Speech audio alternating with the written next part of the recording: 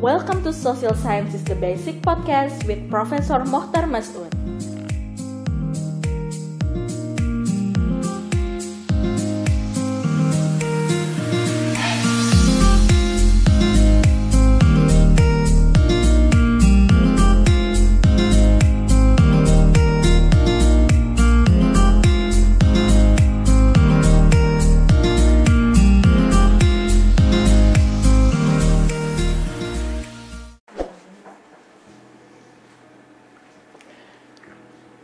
Good morning, everybody. Today we will start with this program on social sciences, the basics. And the topics today is culture and international relations study. Okay. But first, I would like to introduce the course. The course titled Social Sciences, the Basic. Okay. It's designed for IR students to study social sciences in a specific way.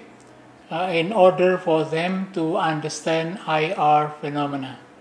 Okay, so you might ask question, why should IR student study social sciences? Okay, the answer is easy. First, you need to broaden your horizon as a student of IR. Broadening in the sense that what do you want to study, okay, in IR, or more correctly, if we want to study social sciences, what do you know? What do you want to know? Okay, and second is about methodology, okay, how to know it. So we need to understand social sciences in these two categories. We will study the subject matters, that is called social sciences, and the methodology used by scholars to study social sciences. Okay. Why should we do that? Why should IR students broadening their horizon, broadening their scope of studies?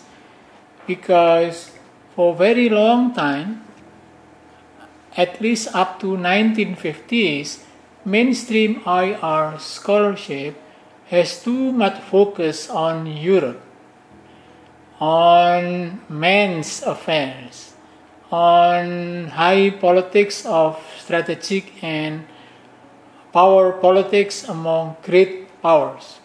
So we can say that for a very long time, IR study were myopic, short-sighted. Okay, so why do I say so? Because IR studies for a very long time ignored non-Western area. Okay, ignored women issues as if the world only populated by men, and also ignored low politics affairs. People used to talk about the high politics and low politics, and define high politics as politics on strategic and power matters that taking place especially among great powers. And low politics is outside of that. So in many occasions, economics and social affairs and cultural affairs were considered low politics. Okay, they did not even pay attention to the thing that now is very dynamic, very important in international politics. That's the world market. Okay, because the world market was considered a low politics. In short, IR study was impoverished as a discipline because it had only a very limited scope. So we need to correct that. We need to make IR study more robust, more relevant for us who live in today's world, in a, sometimes you call it globalizing world. Okay, how do we do that? We will do that through engagement with concepts, with issues and debates drawn from sister disciplines, okay, especially social sciences. I follow the suggestion of Professor Stephen Walt.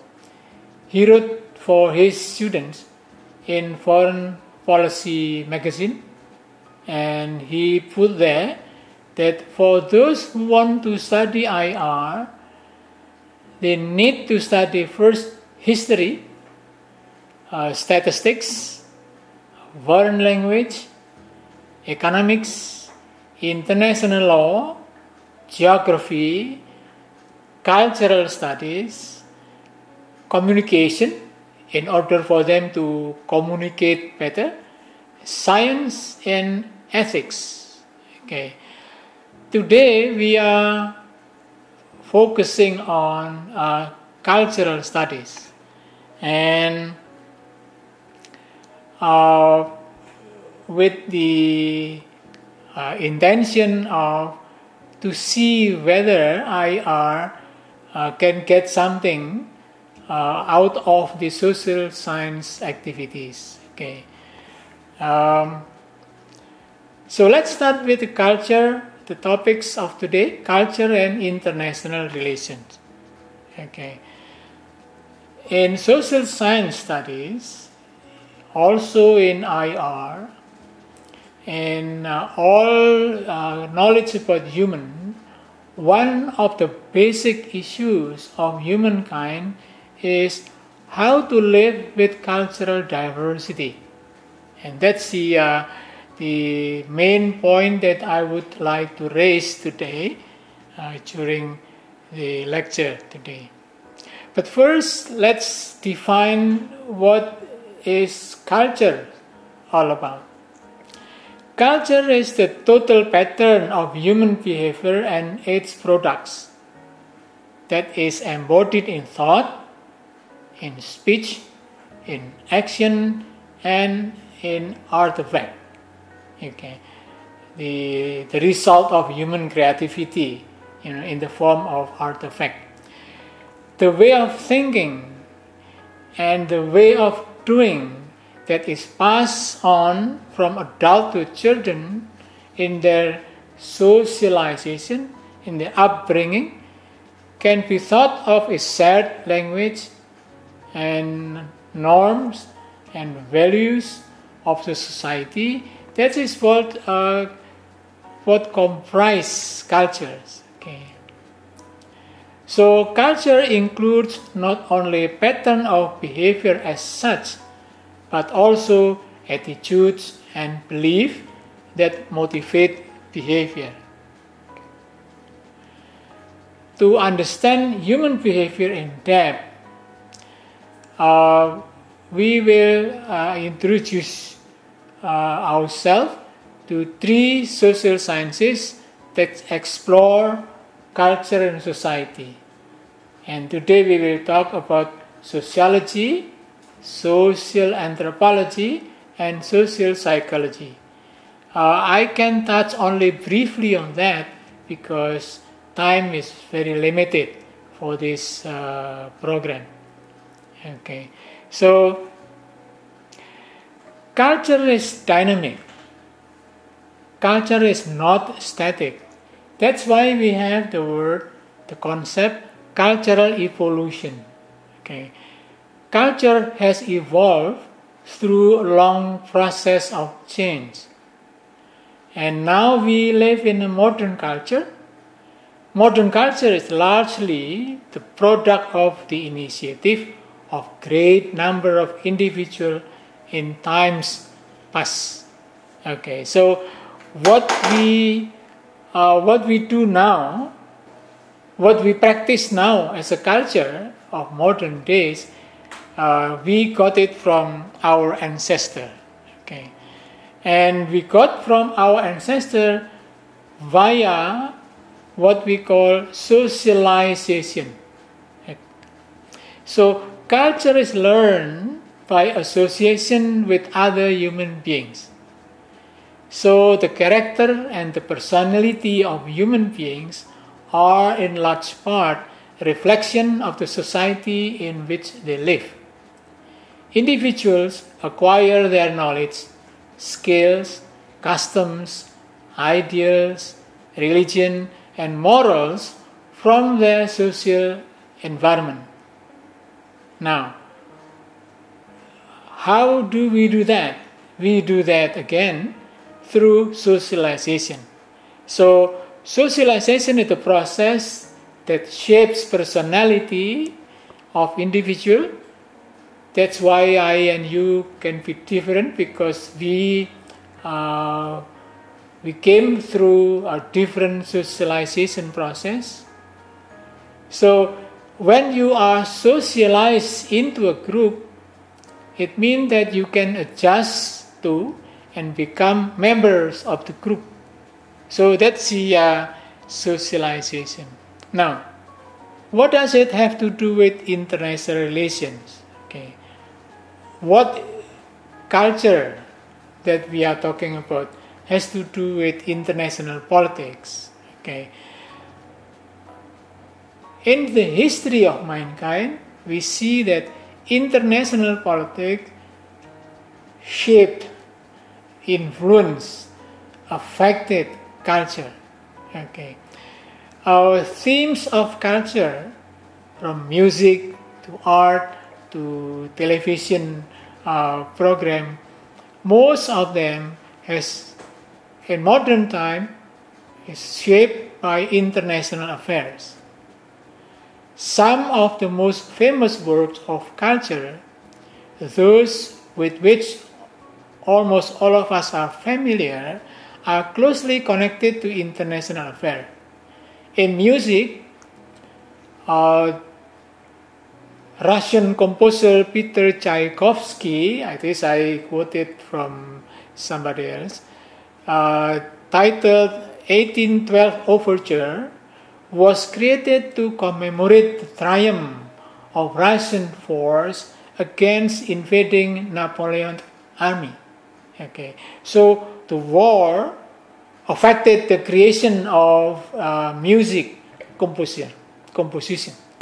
In literature, the same conflict, the Napoleonic War against Russia, inspired Leo Tolstoy, wrote the great novel titled War and Peace. In painting, you have many examples of how painting was influenced by the events in international politics. One of the most famous example is Pablo Picasso Guernica. That was the story about the war in what long time before called area around Yugoslavia. But the other way around also take place. Culture also shape international politics. Okay, because so much time we spend on screening TV program, and many of the TV program run war or war-related stories, and also many children now playing games that's also using war as a game, then that's a media, that's a culture, okay? Then our behavior against war is very much affected by it, okay? So the production and the manipulations of images, whether carried out by artists or by the newspapers, can have far-reaching effect on human behavior. Okay, that's the argument that I would like to raise about this. So the relation between culture and IR. Okay, culture shape IR, but also on the other way around, IR shape culture. See. Now we move to the cultural perspectives on IR.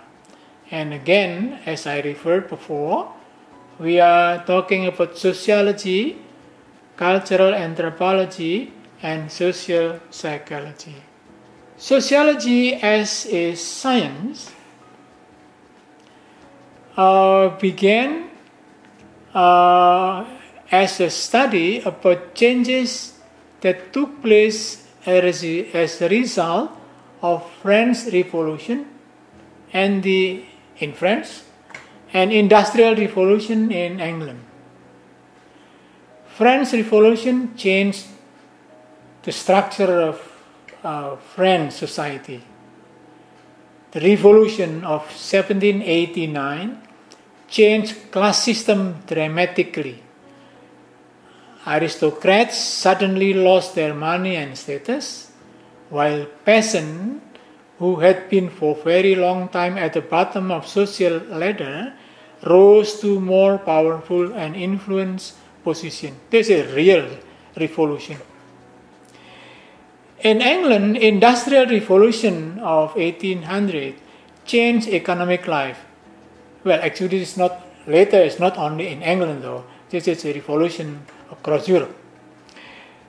There, in Europe, people left agriculture and moved to cities to find factory jobs because the manufacturing activity was the first, use back then, use new technology to increase productivity, and that means increase activity, and that means that need a lot more labor. The problem is these laborers working in manufacturing sector back then, in those areas and some up to now, work long hours in dangerous condition for very low pay, and that's a problem. Okay, the problem resulting from the revolution of French political revolution, or we can say also democratization revolution, and economic revolution in England. These extraordinary changes redefined social interaction, shook the social structure. Social structure like class changed a lot, family, politics, everything is changed and created a lot of social problems. These new social problems emerged, and for many decades, little was done to address the plight of the poor, especially the urban poor. August Comte, well, I hope my pronunciation is right, French is not my mother tongue, was the first to study the changes. Comte looked at the extensive changes brought about by the French Revolution and by the Industrial Revolution and tried to make sense of them. What happened? How did it happen? And why this has happened? Okay. That was, 200 or 300 years ago.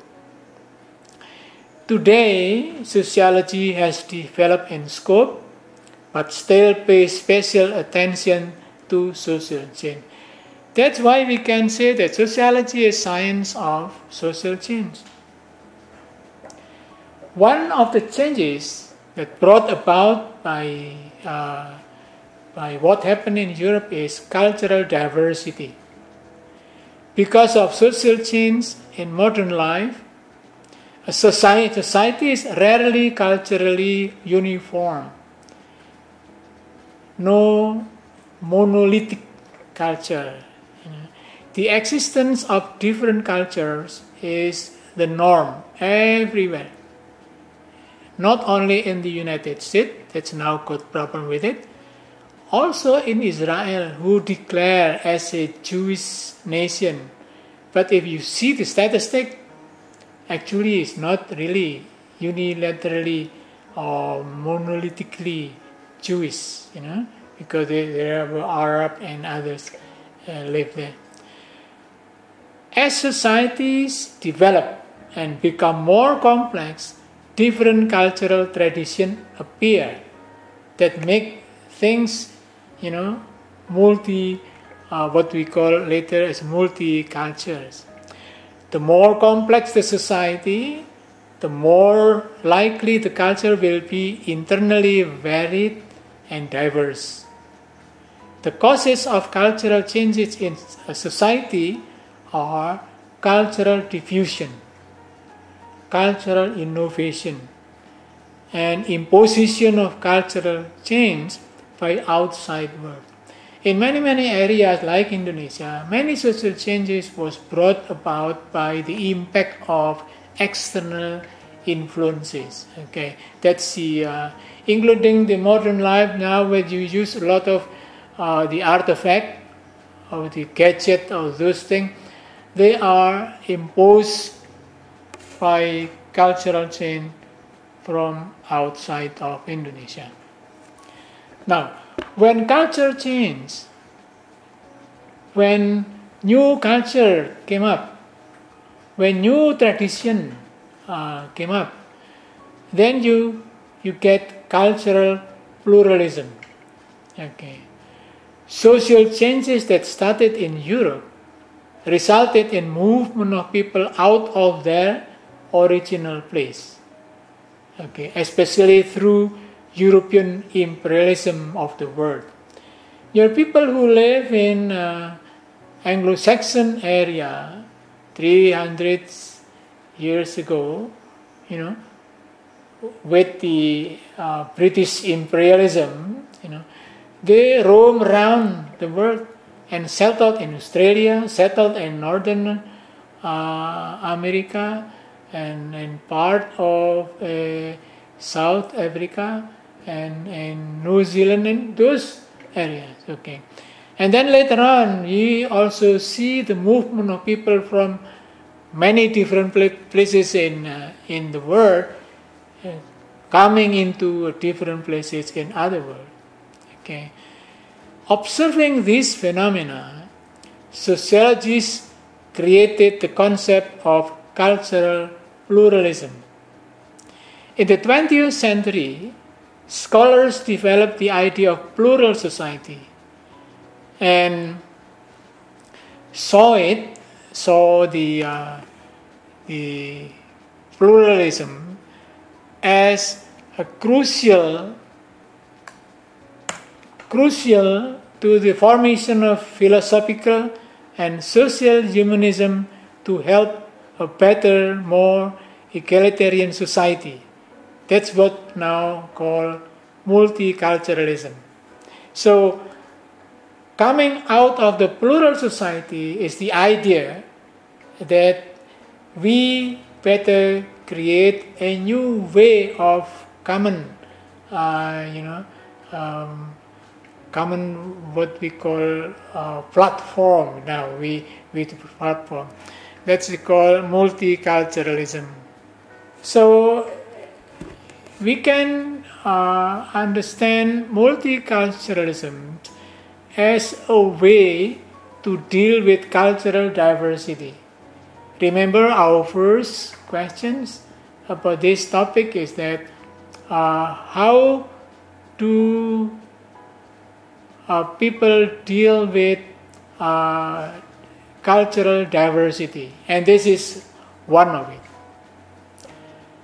Based on the underlying assumption that members of different cultures can coexist peacefully, multiculturalism expresses the view that society is enriched by preserving, by respecting, and even encouraging cultural diversity. So cultural diversity is a good thing to consider. In the area of political philosophy, multiculturalism refers to the way in which societies choose to formulate and implement official policies dealing with the equitable treatment of different cultures. So if in your country you have many different kind of culture, what do you want to do with that? And multicultural idea suggests that you treat them equally.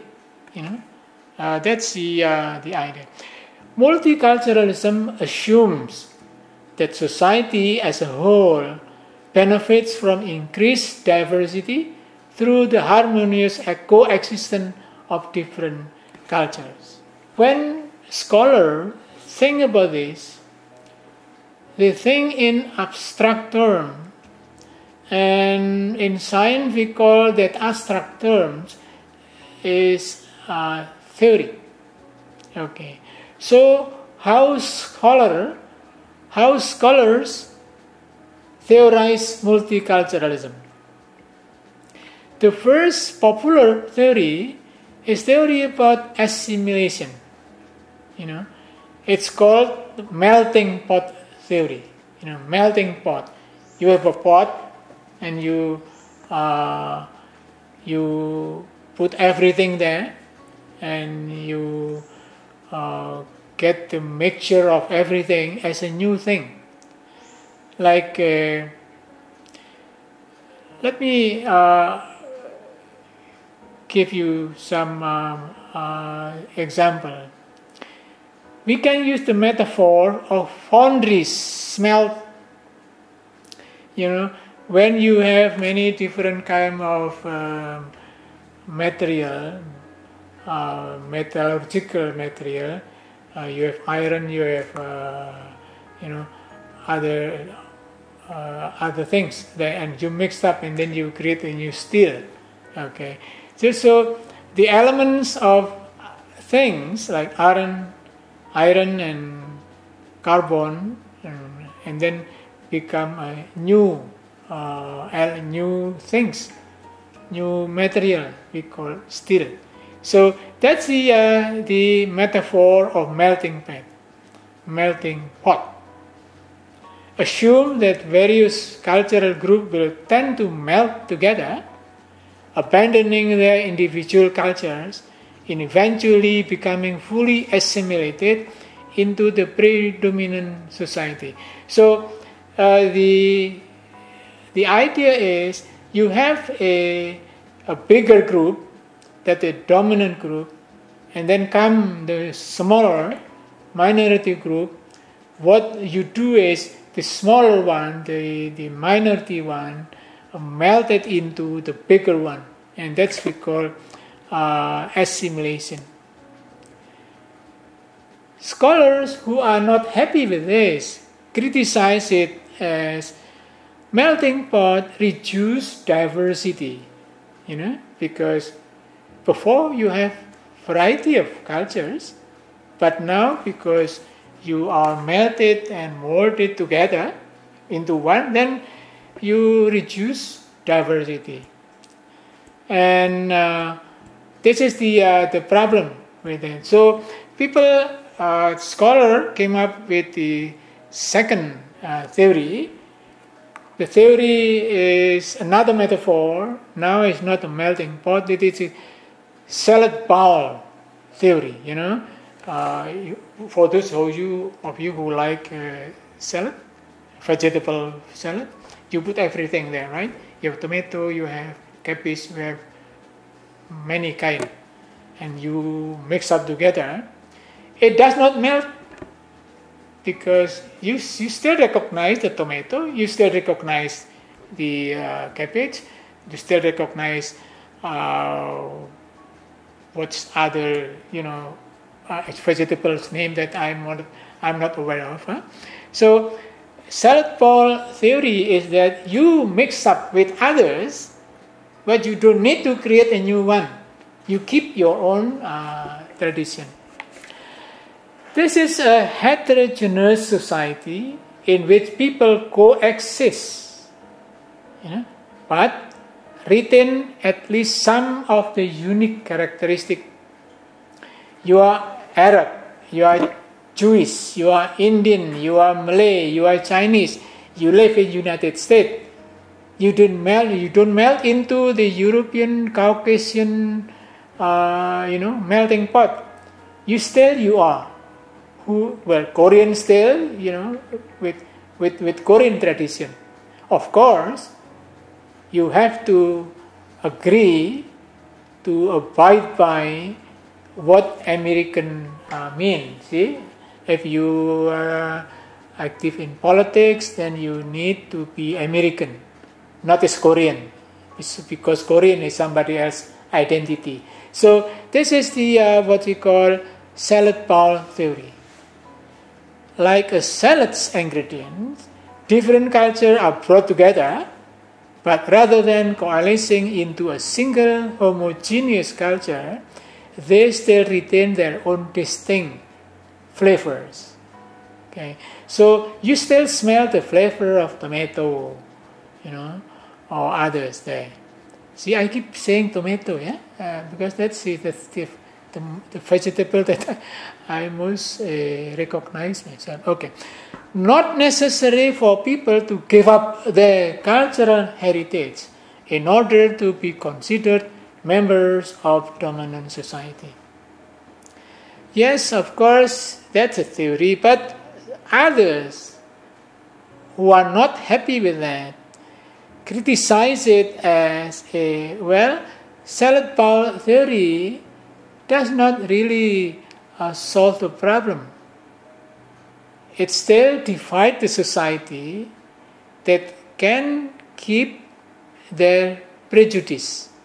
And we will talk about this prejudice later when we talk about social psychology. People living in salad bowl multicultural community were less likely to vote, less likely to volunteer for community improvement project, except for their own community. This is the critic of this. But theory is a theory. Theory is not law. Theory always has have weaknesses. The point here is in multiculturalism, the point is that diversity is important. Multiculturalism is the key to cultural diversity. Diversity occurs when people of different races, different nationalities, different religions, different ethnicities, and different philosophies come together.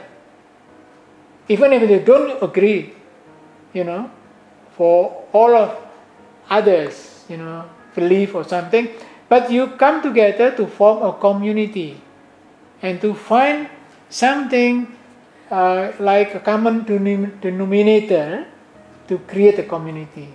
A truly diverse society is one that recognizes and values the cultural differences in its people. Okay, you can disagree with them, but you need to recognize their right to exist. You need to pay attention to their interests. So cultural diversity makes humanity stronger and may be vital to its long-term survival. Here I want to quote Universal Declaration on Cultural Diversity. In the year of 2001, UNESCO held a big congress, and the congress produced this declaration. And one sentence that I like to reiterate here is that cultural diversity is as necessary for humankind as biodiversity for nature. Okay, if you campaign for biodiversity, to protect our forests, to protect our environment, you consider it good for nature. We need to keep cultural diversity if we need to maintain humankind.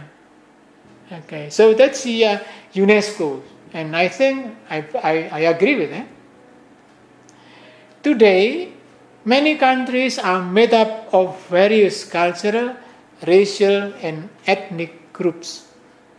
Okay, by recognizing and learning about these various groups, nations build trust, respect, and understanding across all cultures. Nations, communities, and organizations in all settings benefit from different background, from different skills, from different experiences, and from new ways of thinking that come with cultural diversity. If you have only monoculture, monoculture civilization, I don't think you are happy with that. So in forestry science, people said that monoculture is bad because monoculture forest is easy to burn, but the diverse, forest with diverse plants is stronger, not easy to burn, and that's why hutan tanaman industry (HTI) is very easy to burn. Now, with those discussion about sociology, I would like to end the discussion about sociological perspective here by saying that for those reasons, I urge students need to develop multicultural awareness, multicultural understanding, and multicultural skills. Okay. With this, I will move to the second social sciences that we are going to discuss today. That's the anthropology. Okay. So what is anthropological perspective on cultural diversity then? We start with cultural anthropology. This is the branch of anthropology that deals with the study of specific contemporary culture, and this is called ethnography, and the more general underlying patterns of human culture derived through cultural comparisons. This is ethnology. Before cultural anthropologists can examine cultural differences and similarities throughout the world, they must first describe the features of specific culture in as much detail as possible. This is what's called ethnography. The details ethnography is the result of extensive field studies. That's why many anthropologists roaming the world, going everywhere, and to Africa, to Indonesia, to study things anthropological, very detailed in there. And we have anthropologists like Clifford Geertz. That's the most famous anthropologist studying Indonesia. Okay, so anthropologists emphasize the study of other cultures. Okay, anthropologists have insisted on looking at the rationality of another culture within its proper cultural context. If you want to study Papuan, the people from Papua, you need to go there, stay there, understand what they do every day, and you put on record everything there, and that's only then you can understand Papuan, because you see them doing everything, thinking everything in their own cultural context. Okay. That way, others who are not Papuan can better understand that culture, and greater understanding enable us to interact with people more rationally, more humanely, and more collaboratively.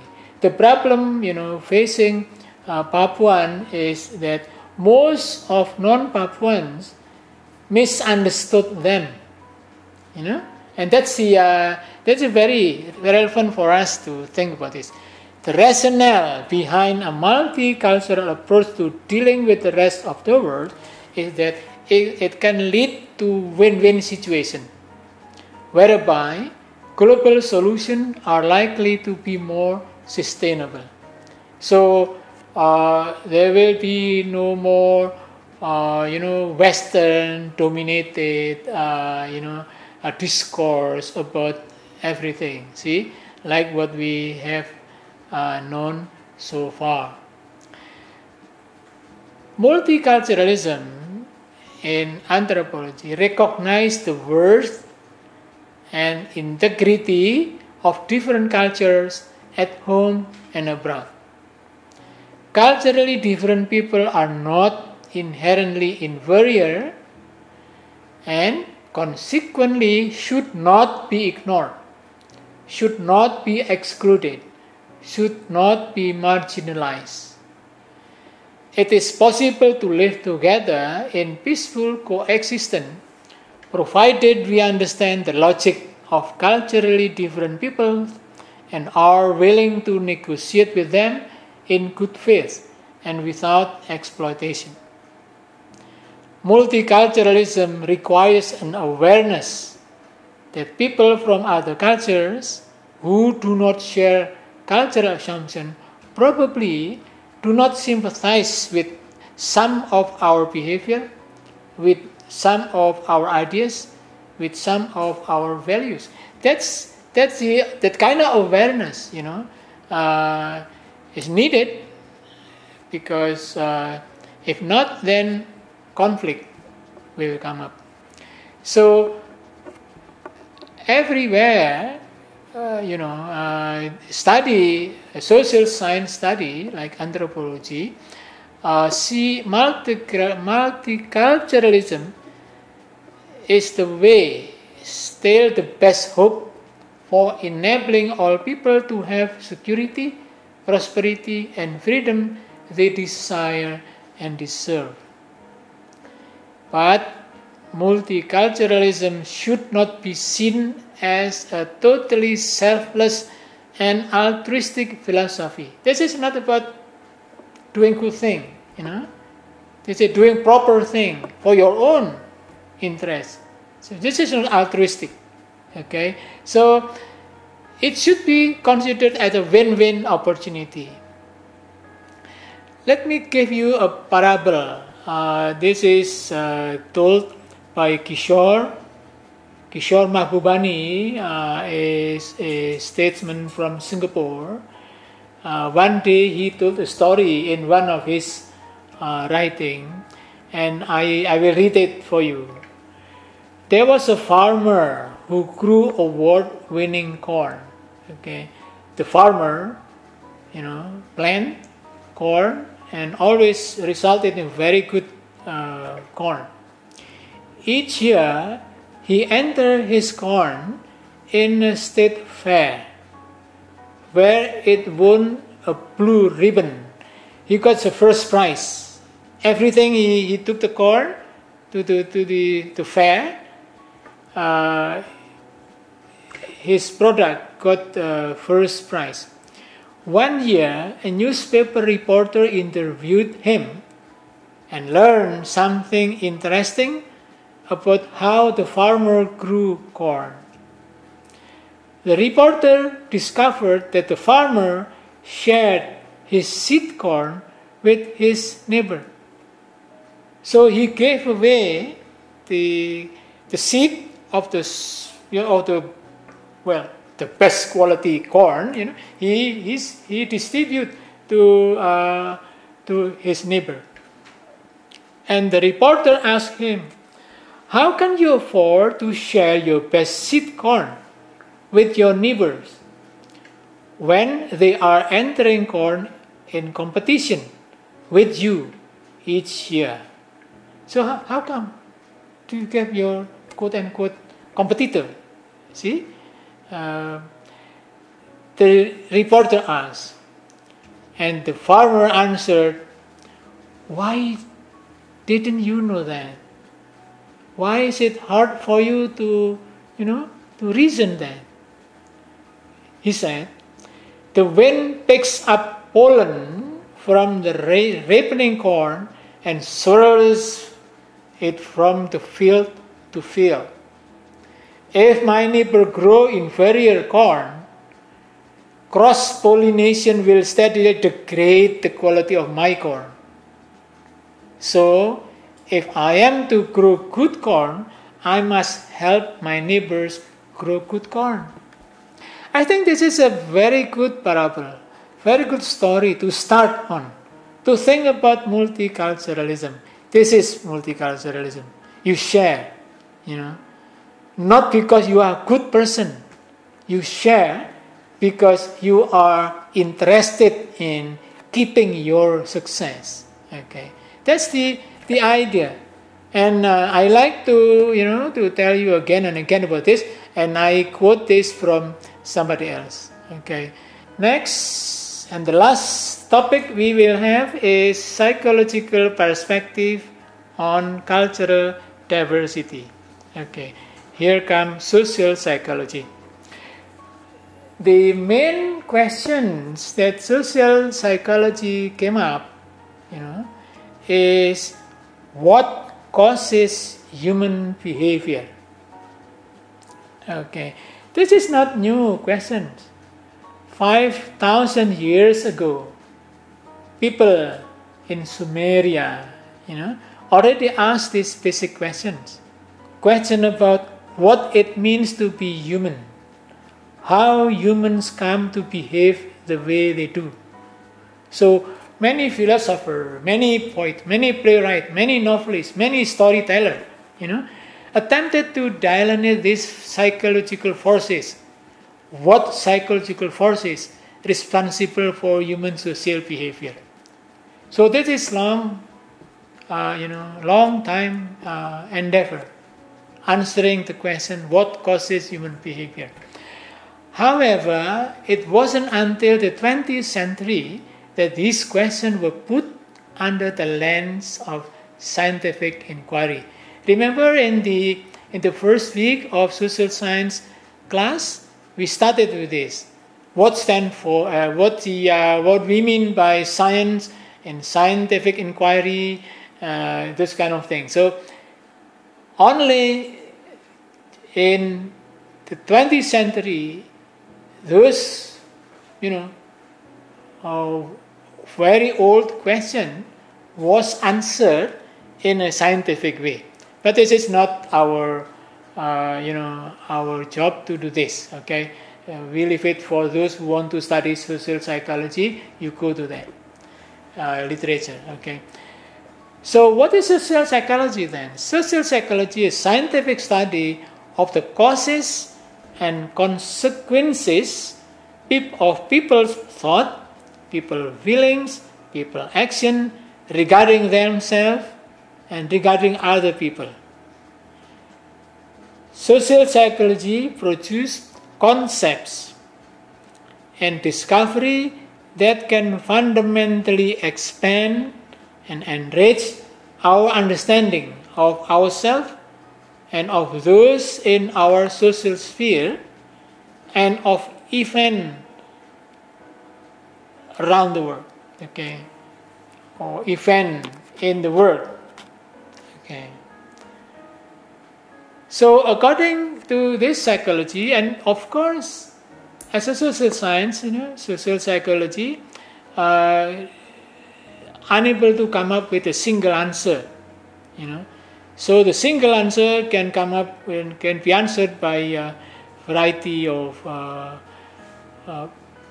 single questions was answered by different answer using different point of view, using different perspective. So up to now, when people ask what causes human behavior, social psychology came up with it could be instinct, it could be unconscious drives like what you learn from psychologists, what you call it, psychoanalytic psychologists, or is it experienced via responses to the environment? Whether I behave, because of an instinct, this sometimes I do it, it's not sometimes, many times I do that, I got up from bed this morning and I grabbed something and it's instinct, Nobody, go with the, what should I do after, after waking up, do this. No, you don't do that. Okay, instinct. Or this is an unconscious driver, unconscious drive that I have. Okay, because I'm hungry, then I ran to the kitchen and do something there. Or this is responses to the environment. Because the regulation, you have to go to the office by 7 o'clock in the morning, and you are now already 6:45. Okay, so you do everything. That's because that's my response to the environment. Okay, so many kind of answers to one single question: what causes my behavior every morning? See, that's it.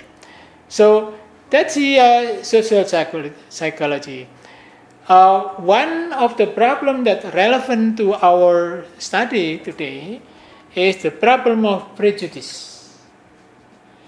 Prejudice is negative attitude toward an individual based solely on that person's presumed membership in a particular group. Okay. Let's say I don't like that group. Okay, because he lived in that area where the group also reside there, then I don't like him. See, even I don't need to ask him, directly. I just, my thinking is that he's a bad guy. Okay, that's a prejudice, negative attitude toward an individual based solely on that person's presumed membership in a particular group. So, one day I saw television in that's what I think, the news about the demonstration, and many who were under the direction of the police, there, and sit on the floor, and the police shout, "Who are, among you, who have tattoo?" Okay, and then, some of them got up, and yes, I have tattoo. See, once the police saw this, children with tattoo, he was bullied by the whole people. So that's prejudice. Because you have tattoo, then you equal to something. That is not good. So people who hold prejudices usually justify them with stereotypes. People with tattoo, are not so good people. Overgeneralized belief about the traits and attributes of member of particular group. Prejudices and stereotypes held either consciously or unconsciously, because sometimes people were asked, what do you think about the people with tattoo? Oh, yes, bad guy. How? Do you have any proof that they are? No. But many told me that they are not so good guy. Something like that. Right? Now, this led to discrimination. Negative behavior toward an individual based solely on that person's presumed membership in a particular group. That's the so prejudice, begets discrimination.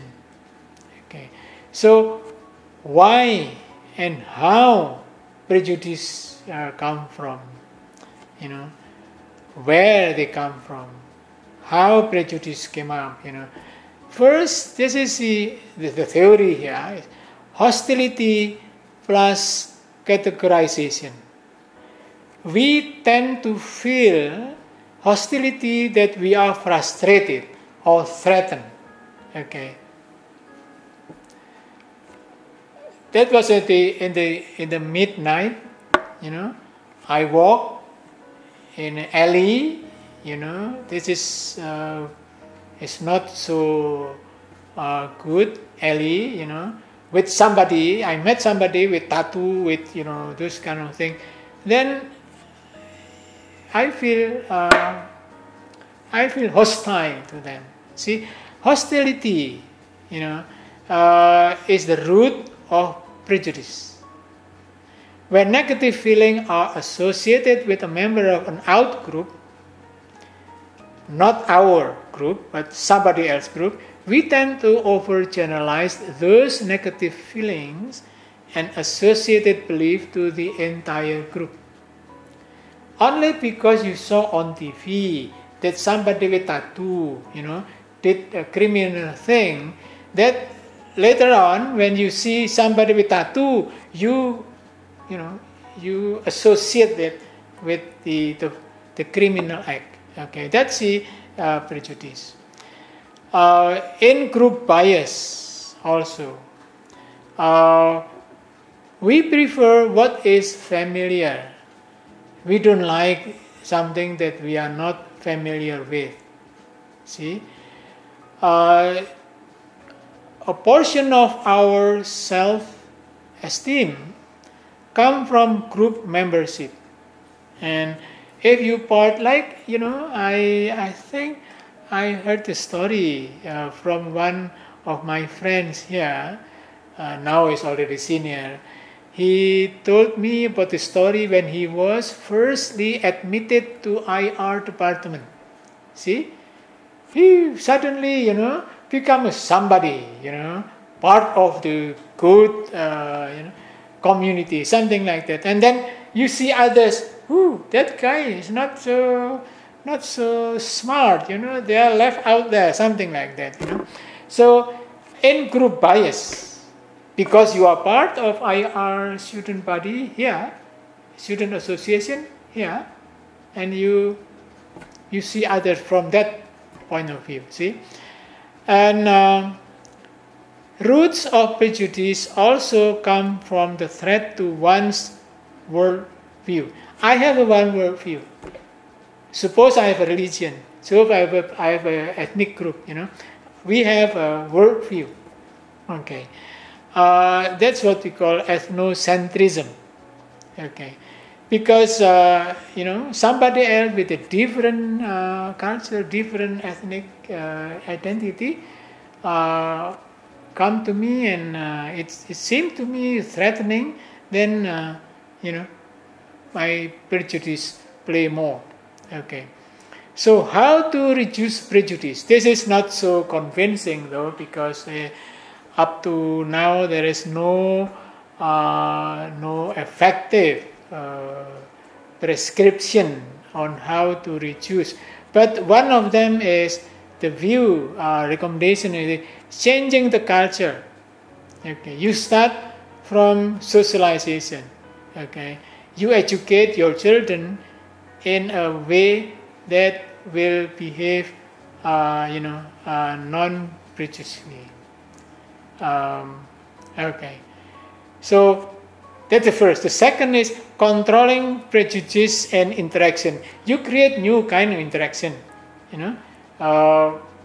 I'm not knowledgeable about this, so I just put it there. Reducing prejudice by third, by creating a lot more contact, interpersonal contact, something like that, and you can also reducing prejudice without contact by increasing empathy and decreasing negative stereotype. Bolstering people's good feeling about themselves help them feel less threatened. Okay, if I have stories about this.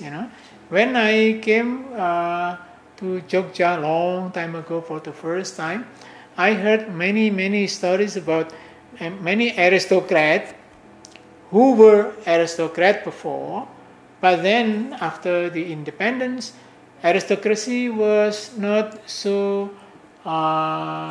recognized. So they lost everything. They have a good name, but only name, but no property. Okay, and others who were this is like the story about French Revolution. The aristocrat lost everything, lost prestige, lost property, lost everything. See, and they got the name, big name, but no material foundation for putting the name up. But the low class citizen who managed to get the ladder of modern social life, they get a fortune. For the lower status, but a very good fortune. For the higher status, but nothing. See, that's they create a lot of problem. How to do that? You help those with big name to build their fortune. So they will can reduce the prejudice about the lower class. Okay, because in many times that's the source of conflict. And in Japanese culture, you have many stories about this. If somebody from the lower class, somehow managed to get the highest ladder in the social stratification, people say, that's like Petro Dadi Ratu, That's the fortune he got is not, is not supported by the cultural or civilized behavior, something like that. Now, that's the social psychology. Okay, I have dealt with 3 social sciences, 3 disciplines in the social sciences: sociology, social anthropology, and social psychology. So we go back to the first question. So what IR students get from cultural studies? Okay, that's the concluding question here. I would like to say that studying culture can help IR students to develop multicultural diversity competence. You have to be competent in multicultural diversity, unless, if you do not want to be a professional in IR, that's okay. But if you want to be professional in IR, you have to develop multicultural diversity competence. This is the ability to first demonstrate respect and understanding. Second, to communicate effectively.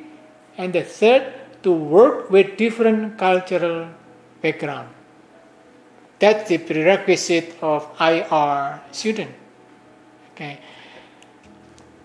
Because the last point I would like to say is this: if we see the world from perspective of many cultures and many histories of everybody, we are in a better position to understand the past and the world today.